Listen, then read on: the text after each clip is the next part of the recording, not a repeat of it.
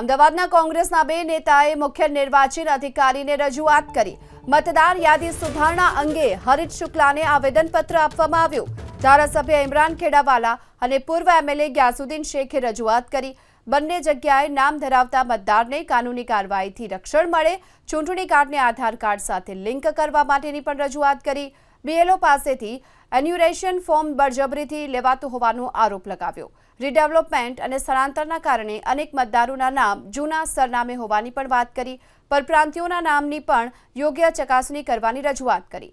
તટસ્થ તપાસ કરી નિર્દોષ મતદારોને ફોજદારી કાર્યવાહીથી બચાવવા માટેની અપીલ કરી. અમદાવાદના કોંગ્રેસના બે નેતાએ મુખ્ય નિર્વાચન અધિકારીને રજૂઆત કરી. મતદાર યાદી સુધારણા અંગે હરીશ શુક્લાને આવેદનપત્ર આપવામાં આવ્યું.